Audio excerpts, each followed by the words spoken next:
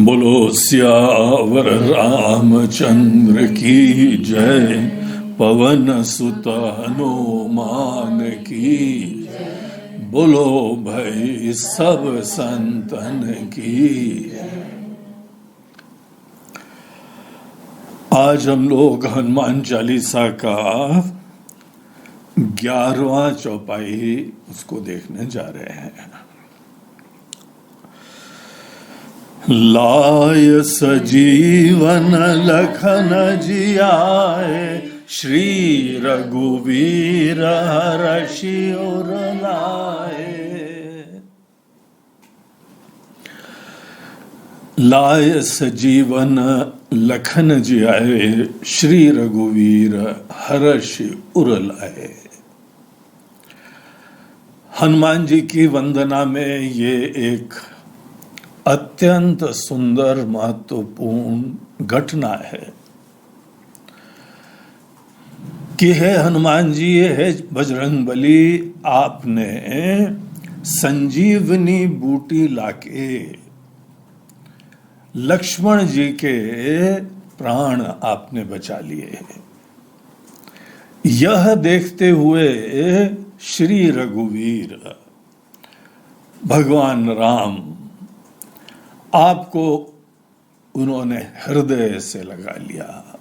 हृदय हर्ष उर लाए, बहुत ही हर्षित प्रसन्न धन्य होके आपको उन्होंने गले से लगा लिया। 2 लाइन में ये पूरी चौपाई बोल दी गई, लेकिन ये जो यहाँ पे प्रसंग है इतना प्रसिद्ध विशिष्ट है कि कहीं पर भी कोई कलाकार अगर हनुमान जी की फोटो बनाता है, उन समस्त फोटो में यह प्रसंग ही सबसे ज्यादा चित्रित करा जाता है। हनुमान जी उड़ते चले जा रहे हैं और उनके हाथ में एक बहुत विशाल पर्वत है। ये वही घटना है। ये जो यहाँ पे लक्ष्मण जी के मूर्छित होने की बात हुई, ये भी अपने आप में लंका के अंदर जो युद्ध चला उसमें बहुत बड़ी घटना थी, अकल्पनीय घटना थी। और मेघनाथ ने इतना अद्भुत प्रकार का युद्ध करा।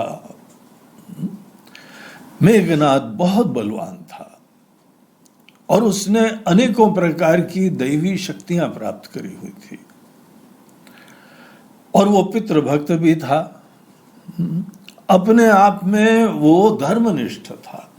अपने पुत्र के धर्म, पिता के प्रति जो कर्तव्य है, जैसी आज्ञा है, उसके लिए अनुष्ठान करना, तपस्या करना, मेहनत करना, जान भी बाजी पे लगा के उस युद्ध को करना, ऐसा अगर सामर्थ्य किसी में था तो मेघनाथ में ही था।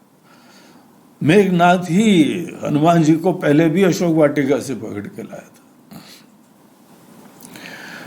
तो ये मेघनाथ को जो है फाइनली ये मौका दिया गया कि जाओ, अब तुम लक्ष्मण जी को जो है तुम जाके जो उचित समझो करो, निपटो जाके। और उन दोनों का बहुत विकराल, बहुत ही अद्भुत युद्ध चला। और फाइनली इसने एक बहुत ही विशिष्ट शक्ति जो संचित करी हुई थी अपने अनुष्ठान और तपस्या से, प्राण घातिनी शक्ति, वो रिजर्व रखी हुई थी कि किसी एक विशेष योद्धा के लिए ही उसको प्रयोग करेंगे। बाकी उसके सब जितने अस्त्र शस्त्र थे सब फेल हो गए लक्ष्मण जी के लिए। और उसको अंततः वो प्राणघातिनी शक्ति का प्रयोग करना पड़ा। एक बर्छी उसने ली और अभिमंत्रित करके लक्ष्मण जी की तरफ उसने छोड़ी और लक्ष्मण जी जो है वो मूर्छित होके गिर गए। लक्ष्मण जी जिस समय गिर गए तो बड़ा हाहाकार हो गया चारों तरफ। वो लक्ष्मण जी के पास आया वो मूर्छित पड़े हुए थे, तो उनको ले जाने के लिए उसने बोला कि हम उठा के चलो ले चलो। सिपाहियों से पहले बोला कि इनको ले चलो, जो है पिताजी के चरणों में डाल देंगे इसको। तो जितने सिपाही थे सब कोशिश करते रहे, जैसे अंगद का पैर नहीं हिला था ना, वैसे लक्ष्मण जी को टस से मस नहीं कर पाए। हटो, मैं उठाता हूं। तो उसने अपना जी जान कोशिश करा, जितना प्राणायाम कर सकता था करा और उठाने की कोशिश करी। लक्ष्मण जी तो जैसे शेषनाग ही बन गए, जो पूरी पृथ्वी को धारण करते हैं लेकिन उनको कौन उठा सकता है, ऐसी उनकी स्थिति आ गई। और वही शेषनाग जी के अवतार हैं ये। तो फाइनली जो है वो ले जाने का जब वो प्रयास कर रहा था, तो हनुमान जी वहां एकदम प्रकट हो गए और हनुमान जी ने उनको जो है वो एक लात मारी, धक्का मारा, किनारे उकरा और लक्ष्मण जी को उठाया और फुर्र से वहां से उड़ गए। और जाके जहां पर राम जी, सुग्रीव और सब जितने इन लोगों की सेना थी, वहां ले जाके लक्ष्मण जी को रखा।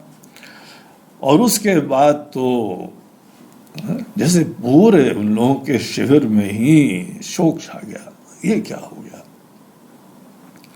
और राम जी का तो दोनों भाइयों का इतना स्नेह था, ये तो जिस समय लक्ष्मण जी मूर्छित हुए तब सब लोगों को दिखाई पड़ा, अकल्पनीय। उन्होंने तो सबको बुला के घोषणा कर दी, भाई हे सुग्रीव और सब जितने हमारे सेनापति हैं, आप हमको क्षमा करिएगा। हमने यहाँ पे आपको जो है वह विभीषण जी, ये लंका जीत के आपको ही वहां पे हमने सिंहासन भी दे दिया था, आपका जो है वो कोरोनेशन भी कर दिया था, मुकुट भी आपके ऊपर रख दिया था, राज्य दे दिया था। लेकिन जो है अब लक्ष्मण जी के बगैर ये सब पूरा प्लान कैंसिल। बस हम क्षमा याचना कर सकते हैं, लेकिन हमारे तो प्राण ही निकल गए हैं। लक्ष्मण जाए गए तो फिर हमारा सब कुछ खत्म हो गया। और वो तो ऐसे विलाप करने लगे कि हम तो अब अयोध्या भी कैसे जाएंगे। हमको चलते समय कौशल्या माता जी ने बोला था कि हम तुमको सौंप रहे हैं, इसको सही सलामत लाना। अब हम अपनी माता जी को क्या शक्ल दिखाएंगे।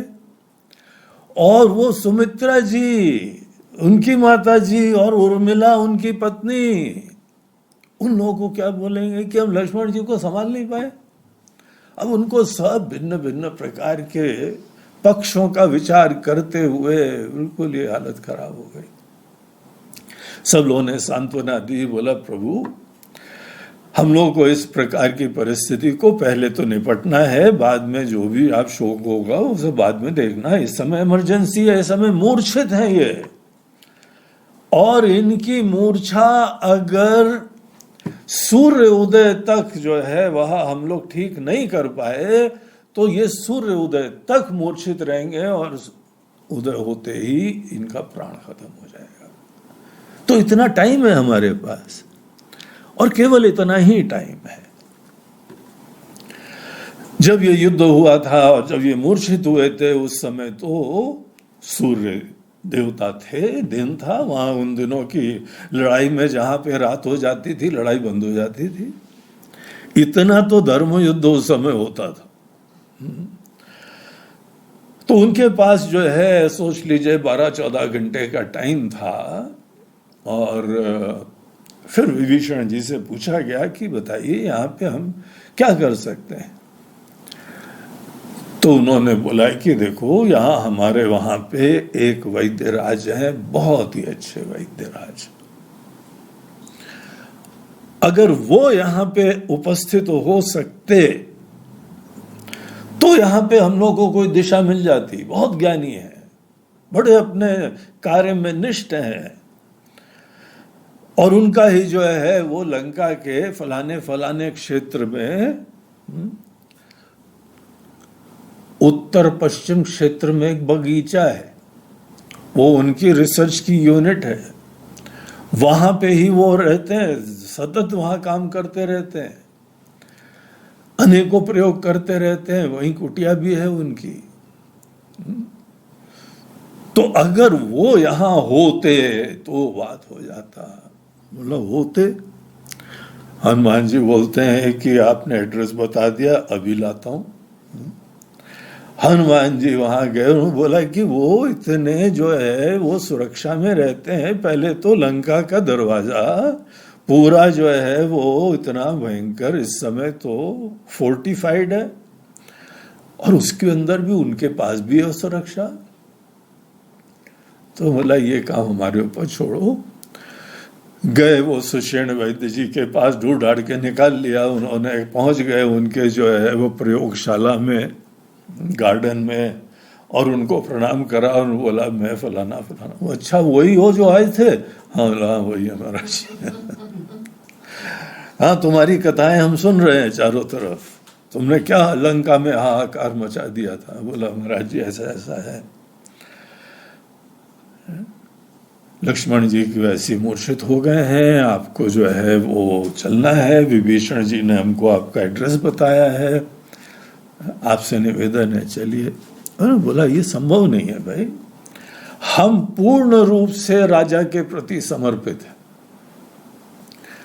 और विभीषण हमको पता है कि वो विरोधी पक्ष में दुश्मन के साथ मिल गए हैं, कोई चांस ही नहीं है। हमारी निष्ठा ही हमको अलाउ नहीं करती है कि हम वहां चले जाएं।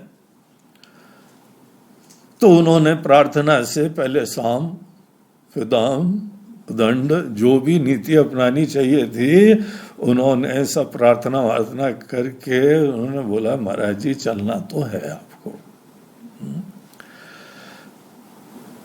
और अगर आपके सब जो है ना औषधियां आपकी कुटिया में रहती हैं तो कुटिया साथ चलेंगे। ये कैसा प्राणी है भाई। तो बोला बाकी हम पे आप छोड़िए, आप और आपकी कुटिया दोनों को उठाया और ले जाके वहां पे जो है वो लक्ष्मण जी के पास रख दिया। कुटिया से वो स्टेथोस्कोप गले में डाल के निकले डॉक्टर साहब, और विभीषण जी ने भी उनको समझाया कि महाराज जी आप देखिए मूल रूप से आप वैद्य हैं, आप इस पक्ष के हो या उस पक्ष के हो, आप लोग तो सबकी रक्षा करते हैं। उनको पूरा कन्विक्शन दिलाया और उनको मना लिया, बोला कि आप इसको इस पक्ष उस पक्ष का नहीं, आप इसको मात्र रोगी देखिए और आप हमको बताइए। लॉजिक उनको समझ में आ गई और उन्होंने जो है परीक्षण करा और बताया कि ये ऐसा प्रॉब्लम है कि इनको केवल एक औषधि, वो भी हिमालय में मिलती है। पिछली बार हम यात्रा पे गए थे, देख के आए थे, वहां हिमालय में भी द्रोणगिरी नाम का एक पर्वत है, वहीं पर एक विशेष बूटी मिलती है, और वहां तो और बहुत सारी बूटियां हैं, बड़ा दिव्य पर्वत है वो, वहां पे वो बूटी मिलती है। और समय बड़ा कम है, कहाँ हिमालय कहाँ ये लंका। अगर काश वो चीज यहाँ पे मिल जाती, यहाँ पे उपलब्ध हो जाती, तो निश्चित रूप से हम लक्ष्मण जी के प्राण बचा लेंगे। बाकी आप हमारे ऊपर छोड़ देना, बस वो औषधि हमको चाहिए। अब सब पूरे निराशा में गर्त लोगों को आशा की किरण मिली। हनुमान जी ने बोला कि महाराज जी हमको आज्ञा दीजिए, हम अभी जाके ले आते हैं। बोलता अभी जाके ले आते हैं, ऐसा थोड़ी है कि दूसरे साइड के मोहल्ले में है भाई। हिमालय के अंदर द्रोणगिरी पर्वत में, वहां पे। तो उन्होंने वंदन करा उनका, बोलते बस आप आज्ञा दे दीजिए। तो उन्होंने बोला कि हाँ अगर कोई कर सकता है तो हनुमान ही कर सकते हैं। हनुमान जी को ऐसा काम दिया गया जिसके वजह से ये युद्ध इस पार या उस पार हो जाता है। लक्ष्मण जी अगर नहीं बचते हैं किसी कारणवशात, तो सोचो राम जी ने भी रिजाइन कर दिया था, छोड़ दिया था। और ये सब पूरा कार्यक्रम खत्म हो जाता। तो इतनी क्रिटिकल सिचुएशन थी, ऐसी जिम्मेदारी उनको दी गई। उन्होंने भगवान को प्रणाम करा, आज्ञा ली और वहां से वो एकदम उड़ चले। देखिए, एक बहुत प्रसिद्ध श्लोक है हनुमान जी का, मनोजवम मारुत तुल्य वेगम। मनोजवम का मतलब होता है जो मन की गति से जाते हैं। देखिए, यहां पर अनेकों संकेत हैं, अभी हम लोग तो कथा ही देख लें तो अच्छा है, लेकिन दरअसल जो हनुमान जी का व्यक्तित्व है ना, वो मन से जुड़ा हुआ है। मन के शोधन को ही हनुमान जी के व्यक्तित्व का सार कहा जाता है। और उनको, हमारे मन को वानर रूप को की तरीके से बताया जाता है ना। चंचल है ना मन सबका, बंदर की तरह उछलता रहता है। कभी बंदर देखा जाके पेड़ वेड़ पे, एक जगह स्थिर ही नहीं पाता है। उसको फल भी दे दो तो लटक के खाएगा, सीधे बैठ के भी नहीं खाएगा, उल्टा लटकेगा, कभी उधर पकड़ेगा, कभी इधर जंप करेगा। खाने की कलाओं में भी चंचलता। ऐसा होता है वानर, यही हम लोगों का मन है। लेकिन ये मन इतना सक्षम समर्थ होता है, जिस व्यक्ति का मन जो है सुंदर बन जाए, निर्मल हो जाए, वो हनुमान जी जैसा हो जाता है। और हनुमान जी की लीलाओं में हमको अपने मन का प्रतिबिंब दिखना चाहिए। मन एक जगह से दूसरी जगह जाने में कितना टाइम लगाता है। आप यहां बैठे हैं, बोला कि चलो इंदौर से हम लोग हिमालय चलते हैं, अगले क्षण पहुंच गए। आंख बंद करो, हिमालय पर्वत का द्रोणगिरी का क्षेत्र स्मरण करो और वहां पे बूटियां देखो। कितनी देर लगी? इतनी देर हनुमान जी को लगती है, इतनी स्पीड से। ये उनका व्यक्तित्व है। राम जी हमारी आत्मा है, सीता जी जो है हमारी शक्ति है, लक्ष्मण जी वैराग्य रूपा है। तो ये सब आध्यात्मिक दृष्टिकोण से रामायण का एक दूसरा ही पक्ष निकलता है, अद्भुत से रहस्य आते हैं। एनीवे, हम लोग बहुत ज्यादा इस समय आध्यात्मिक रहस्यों में नहीं जाएं, कथा का जरा थोड़ा सा रहस्य गड़बड़ हो जाता है, और उसके लिए समय भी हम लोगों को बहुत चाहिए।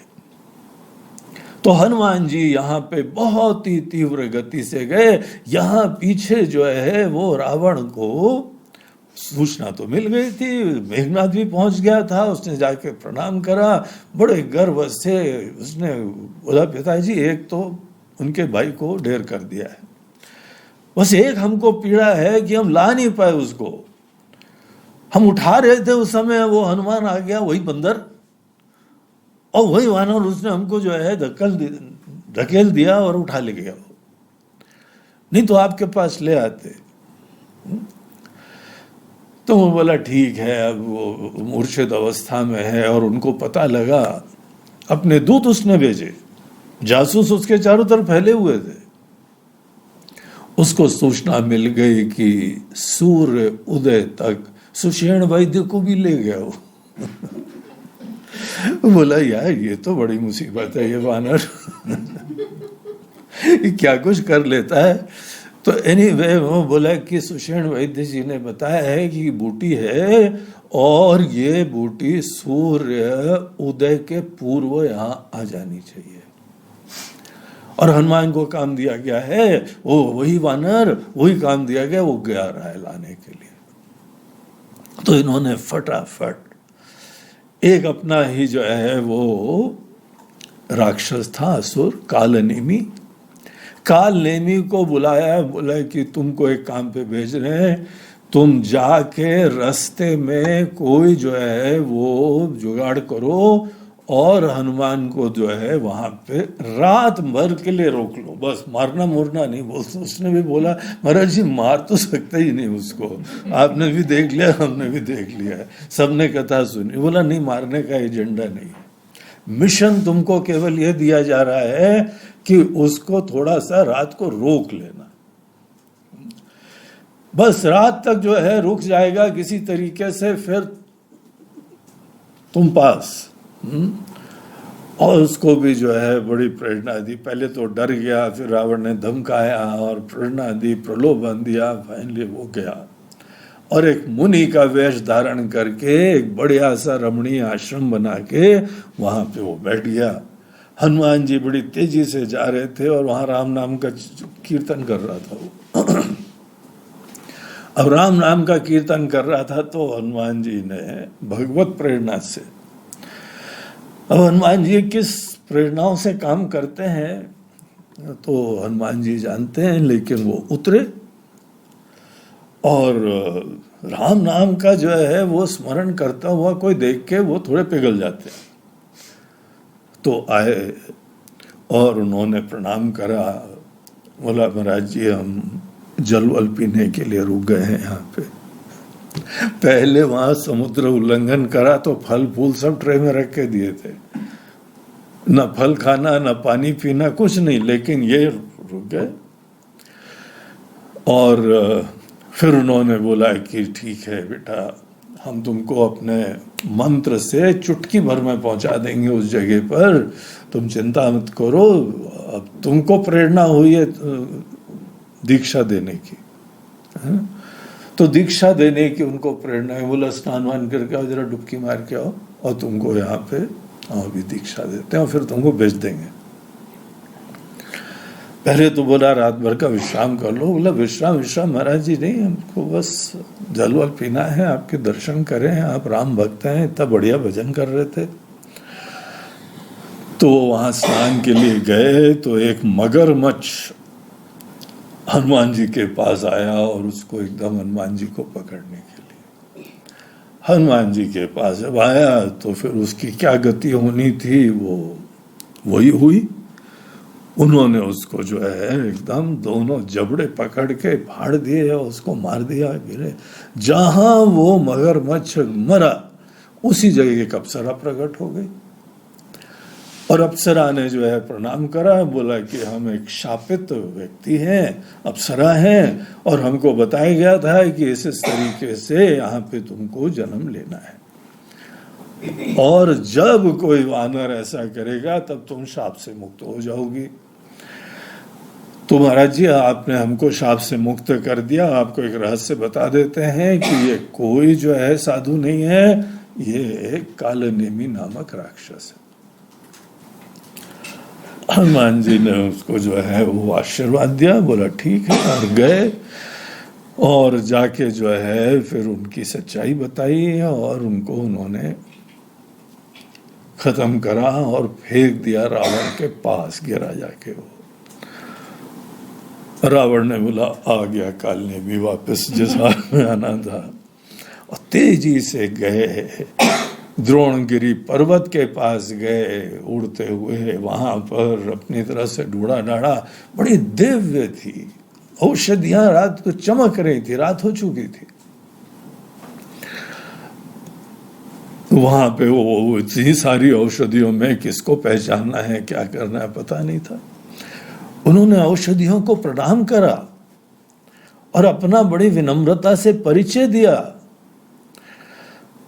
और फिर वहां के देवता प्रकट हुए और देवता ने बोला हम आपकी विनम्रता से प्रसन्न हैं, आप अच्छे काम के लिए आए हैं तो आप औषधियों का आप दर्शन कर पाएंगे। औषधियां जो चमक रही थी सब बुझ गई थी, फिर चमकने लगी। तो उन्होंने भी उनको धन्यवाद करा, इधर उधर देखते रहे और जब नहीं मिली तो द्रोणगिरी का एक टुकड़ा जहाँ पे काफी औषधियां थी उसको उन्होंने पूरा उठाया और तेजी से वापस जाने लगे। तो ये कथा आती है कि अयोध्या के ऊपर से जा रहे थे। अयोध्या के जो सैनिक लोग थे उन्होंने देख लिया, भरत जी को बताया। भरत जी बोला लगता है कोई आक्रमण करने आ रहा है इतना बड़ा पत्थर लेके। तो उन्होंने तीर मारा और नीचे आ गए। तो उन्होंने जो है वो जब गिरे आके तो वो थोड़ी देर मूर्छित हो गए। लेकिन मूर्छा में भी राम नाम का जप कर रहे थे। तो भरत जी को बहुत ही आश्चर्य लगा, ये तो कोई राम भक्त दिख रहा है, हमने क्या कर दिया। और उन्होंने जो है प्रार्थना करी, भगवान से भी निवेदन करा, अगर हम सच्चे भक्त हैं तो ये आंखें खोल ले और अपनी असलियत हमको बताए, ये ठीक भी हो जाए। तो फिर उनकी आंखें खुली और उन्होंने बताया कि हम कौन हैं। अब तो भरत की हालत बड़ी खराब। बोला ये कौन सी गलती हो गई, हमारे वजह से राम जी को पहले वनवास हुआ और अब वहां पे जो है लक्ष्मण जी की ऐसी हालत खराब है और राम जी भी जो है बहुत ही शोकाकुल हैं और हमने यहाँ पे इनको गिरा दिया, हमने विघ्न उत्पन्न कर दिया। अब सूर्य उदय तक पहुंच नहीं पाएंगे तो फिर तो सब खराब हो जाएगा काम, और उसके जिम्मेदार भी हम। बेचारे बड़े दुखी हुए और उन्होंने जो है वह क्षमा मांगी। वो बोला कि आप हमारे तीर पे बैठिए, अभी हम आपको तीर से इमीडिएटली पहुंचा देते हैं। पता नहीं पहले के समय में तीर होते थे, मिसाइल होती थी, क्या होती थी। आजकल की हमारी टेक्नोलॉजी में ऐसी मिसाइल नहीं होती है। दुनिया भर के रडार लगाओ और तब जाके उड़ता हुआ कोई प्राणी दिखाई पड़ता है। यहाँ पे उन्होंने देखा और फटाफट जो है वो नीचे भी गिरा दिया। एनीवे, हनुमान जी ने बोला नहीं आप तो बिल्कुल चिंता मत करिए, सब राम जी की कृपा है, हम सब पहुंच जाएंगे। बस आपके दर्शन होने थे, आपके दर्शन हो गए, हम बड़े धन्य हो गए। और फिर वहां से प्रणाम करके वो तीव्र गति से मनोजवम मारुत तुल्य वेगम, ऐसे वेग से एकदम लंका में लैंड करे जाके। उस समय जो है ब्रह्म मुहूर्त का समय हुआ था, हल्का हल्का सा उषा काल चालू हुई थी।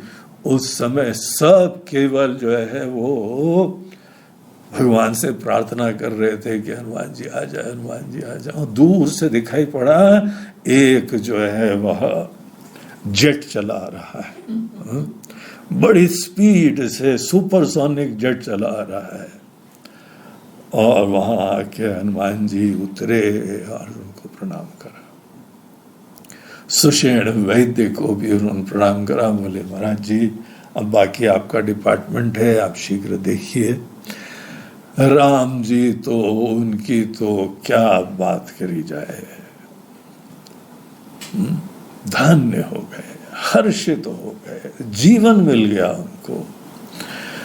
वैद्यराज भी फटाफट गए द्रोणगिरी के पर्वत में और उधर से उन्होंने औषधि ढूंढी, निकाल के लाए, उसको कूटा काटा, जो भी उसका प्रयोग करना होता था उसका कोई रस निकाल के उनके मुंह में जहां डाला, थोड़ी देर में ही चमत्कारिक सी जो है बूटी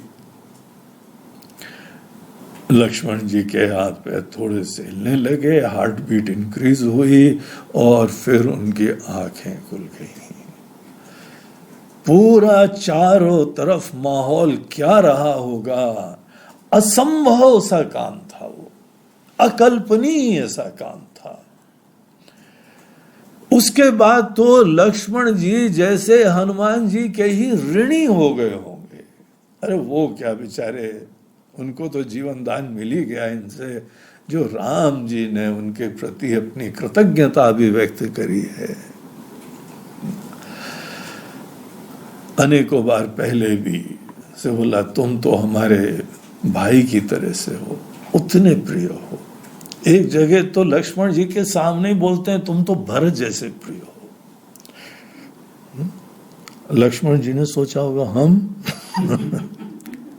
बोला तुम तो भाई प्रिय हो, तुम तो अलग हो ही नहीं, लेकिन हमारा वो भरत भाई इतना बढ़िया है, इतना प्रिय है हमको, तो ये जो है वो भरत जैसा प्रिय है। ऐसा गले से लगा लिया। कर्म ऐसे करने चाहिए जिससे हमारे भगवान प्रसन्न हो, और केवल उनकी प्रसन्नता के लिए, और कोई दूसरा प्रयोजन नहीं है। जब व्यक्ति पूर्ण रूप से निस्वार्थ और निष्काम होता है, जब केवल भगवत भक्ति से प्रेरित होता है तो उसके सामर्थ्य कहीं ज्यादा जग जाते हैं। जहां उसका अपना स्वार्थ, अपना अभिमान और हम ये कर रहे हैं, हमको ये करना चाहिए, ये सब जहां आया ना तो हमारे सामर्थ्य ही कम हो जाते हैं। ये अभिमान बहुत ही ज्यादा जो है हमारे अंदर से डिसिपेशन उत्पन्न करता है, कमजोरी लाता है। हम एक छोटे जीवी हो जाते हैं ना, हम करेंगे तो करो ना, मगर तुम छोटे हो गए, अब ये समझ लो। जहां पे व्यक्ति भगवान के प्रति शरणागत हो जाता है तो भगवत स्वरूप हो जाता है वो। शरणागति के बाद आपके माध्यम से भगवान काम करते हैं। ऐसे जो है वह हनुमान जी का व्यक्तित्व है, निरभिमानी, निरहंकारी, असंभव को भी संभव बना देने वाले। ये जो घटना थी पूर्ण रूप से असंभावना के ही क्षेत्र में होती है। शरीरधारी तो नहीं कर सकता है। यहां पे कोई जीवों के दृष्टिकोण से देखें तो कोई जीव ये कार्य नहीं कर सकता है, लेकिन यहां पे हनुमान जी क्या हैं, इसीलिए तो उनकी कहानियां ऐसी आती हैं। शिव जी के ही अवतार, साक्षात परमात्मा जगदीश्वर, उनके अवतार। ऐसे हनुमान जी जो राम जी के चरणों में पूर्ण शरणागति, हमारे अपने अपने अभिमान की, अहंकार की, जीव भाव की, पूरे वेदांत शास्त्र में इसी का ही निषेध की विद्या बताई जाती है। भक्ति शास्त्र में भी इसकी शरणागति बताई जाती है। भक्ति शास्त्र में जो नवधा भक्ति आती है, नवधा भक्ति में भी आत्मनिवेदन, ये नवी भक्ति है। अपने आप को ही पूर्ण रूप से भगवान के ही प्रति समर्पित कर दो। समर्पण के बाद फिर जीव नहीं रहता है, फिर भगवान रहते हैं। शरणागति के बाद हमारा अहंकार, अभिमान खत्म होता है। केवल सब नहीं खत्म हो जाता है, जो भगवत तत्व है वो नहीं खत्म हो जाता है। तो यही शरणागति की महत्ता होती है, यही तत्व ज्ञान की महत्ता होती है कि हमारे अंदर से वो कॉन्स्ट्रेंट्स, वो फैक्टर्स जो सदैव छोटा बनाए रखते हैं, तनाव लाते हैं, चिंता लाते हैं, ये सब छोटे होने के परिणाम होते हैं। हनुमान जी का व्यक्तित्व हमको दिखाता है कि कैसे उनके अंदर कोई अपनी चिंता ही नहीं आती है। एक ऐसा प्रवाह चल रहा है जहां पे असंभावना का कोई शब्द ही नहीं है। ये संभावना सबकी है। हनुमान जी हमारे मन के वो प्रतिबिंब हैं जो पूर्ण निर्मल और सुंदर हो चुका है। ऐसे हनुमान जी की खूब वंदना करनी चाहिए, उनका अनुकरण करना चाहिए, उनसे तन्मय हो जाना चाहिए। उनके गुण, उनका ज्ञान, उनकी भक्ति, उनकी शरणागति, उनका जीवन दर्शन, ये जब किसी के पास आ जाए तो हनुमान जी का जैसे हमको आशीर्वाद मिल गया है। तो बहुत ही सुंदर चौपाई है। लाय सजीवन लखन जियाए, श्री रघुवीर हर्ष उर लाए। बोलो सियावर रामचंद्र की जय, पवन सुत हनुमान की।